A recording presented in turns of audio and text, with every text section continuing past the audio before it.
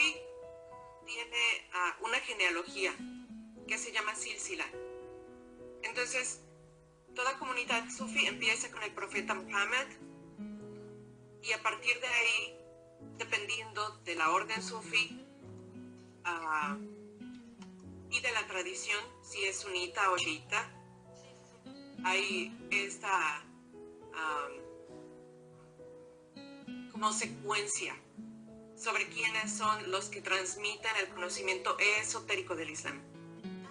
En el caso de la orden Halveti Yerrahi o Nur Ashki Yerrahi, el primero es el profeta Mohammed y después es Ali. Y entonces digamos que lo que diferencia una comunidad estrictamente sufí de una comunidad estrictamente chiita o sunita es una comunidad sufí sí mantiene los 5 pilares del Islam, ¿no? Que sería, mantiene los 5 pilares del Islam, pero aparte hay otras cosas que se van, digamos, añadiendo y que podrían ser textos escritos por los sheikhs, prácticas que también son delimitadas. El sufismo se expande, es amplio, universal, en cierto sentido, porque si tú vas a países islámicos te pueden decir una comunidad sufí no va a la villa, no va a una iglesia, como lo hace la Orden Nur Ashki Yerrahi de México, ¿no? Cada 12 de diciembre la Orden Nur Ashki Yerrahi va a la villa. El Sheikh Nur, cuando fue a México el Sheikh Nur por primera vez en 1987, fue a la villa, como a hacer un ofrecimiento y a reconocer que la Virgen de Guadalupe era la transmisora, digamos, de un regalo espiritual, ¿no?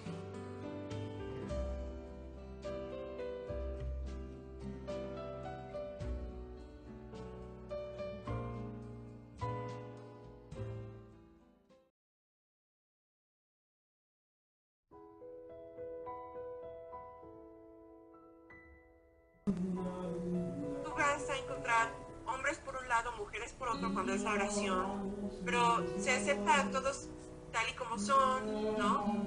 Se acepta que hay cierta como transición, para que primero entiendan el nivel, que no sé si sepas, pero también sufismo tiene muchos niveles, ¿no? Entonces, primero está el nivel de la comunidad, de qué es lo que significa ser parte de una comunidad y tener adab con el otro. Es sufí, sí, por supuesto. Digo, el sufismo es islámico, por supuesto, pero también el sufismo es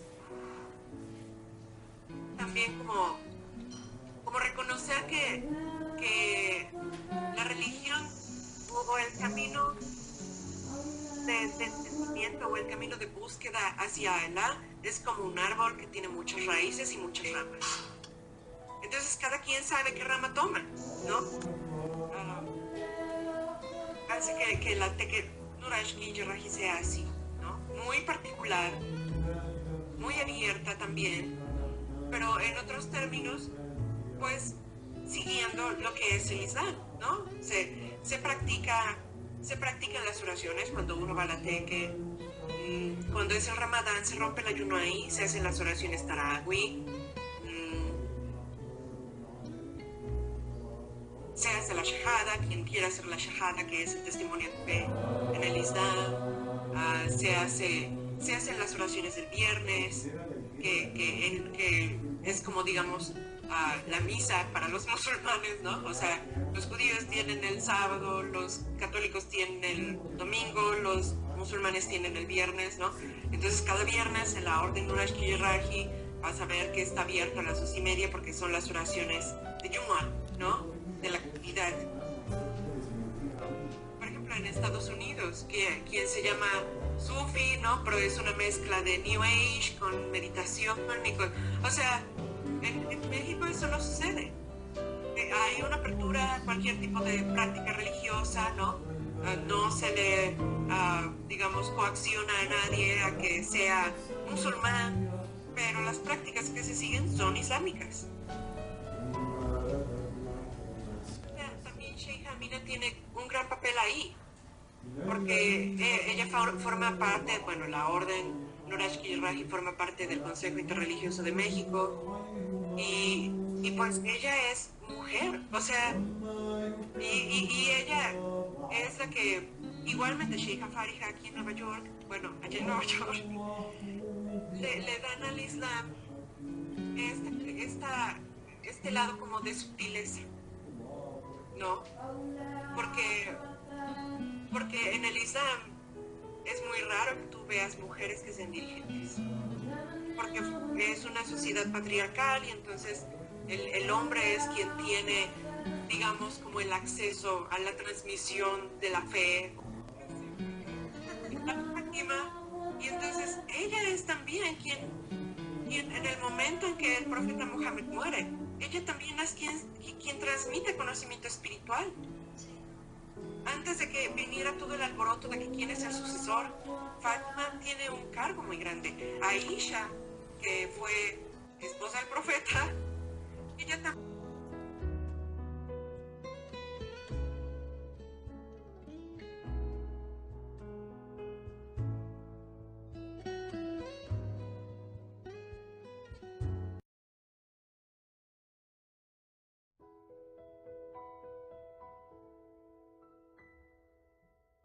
En el primer viaje del Sheikh Nur a México.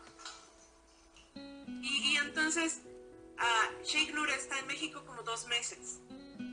Y hay una familia de concheros que también va a conocer a Sheikh Nur. Amina también estaba cuando llega Sheikh Nur a México en el 87. Fariha también estaba cuando llega Sheikh Nur en el 87. Está esta familia de concheros. Y ellos, al momento en que yo los entrevisté para los testimonios de mi tesis, ellos me decían, es que para mí no hubo obligación, oye, tú tienes que tomar el Islam, el sufismo. Ellos nunca, o sea, Sheikh Nur llegó diciendo cuál era como su manera de practicar su fe, ¿no? Y dando como, pues sí, digamos, como enseñándoles cuál era como su práctica. Los concheros también hicieron lo mismo, pero entonces lo que ellos me decían es que lo que Sheikh Nur hizo fue enriquecer más lo que ellos ya tenían. Y entonces luego Amina, que trabajaba para Univision en ese tiempo en Nueva York, se transfirió a México por cuestiones de trabajo y entonces llega a Sinaloa 213, el exacto lugar al que tú fuiste a la Teque, te tocó ir a la Teque, ¿no? Y entonces esa casa era un hospital de partos.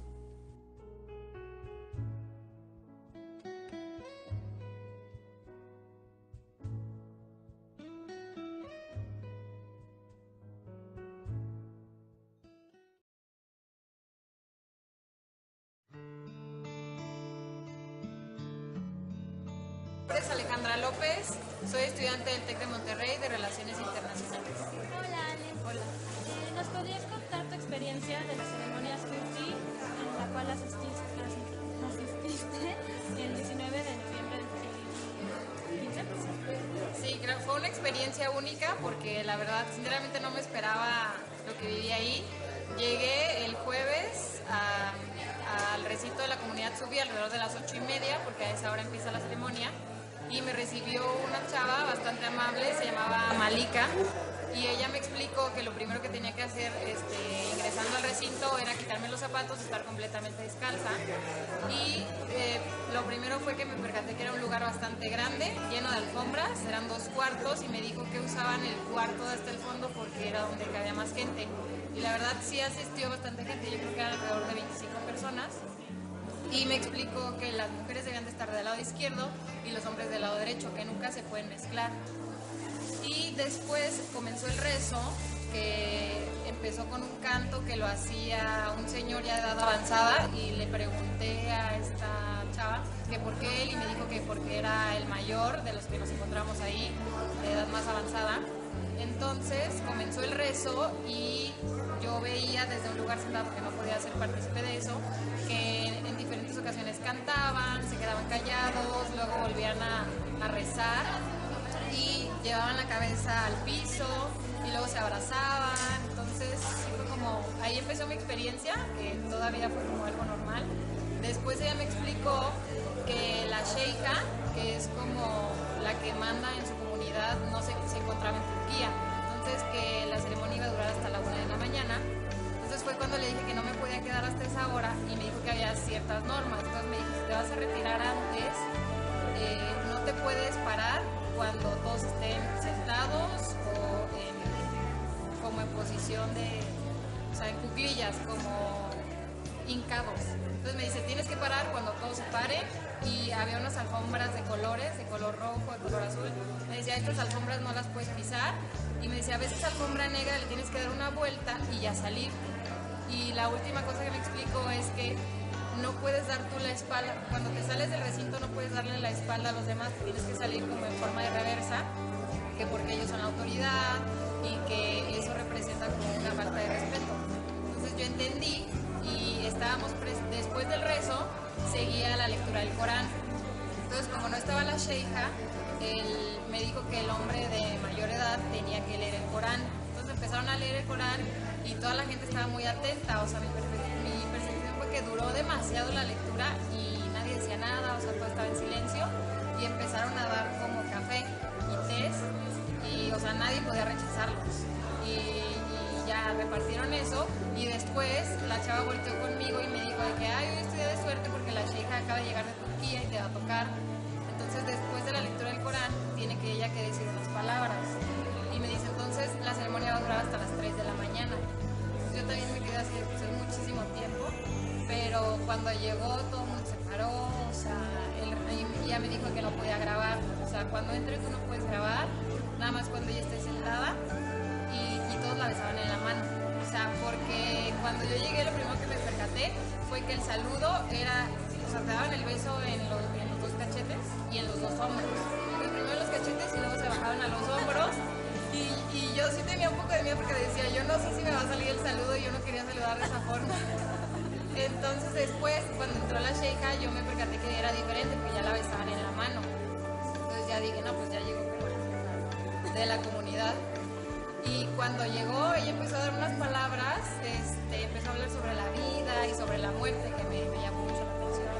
Empezó a decir que nacimos para morir, o sea, que la muerte es inherente. Empezó a decir de que cuando Alá nos llame, tenemos que aceptarnos porque la vida no nos pertenece,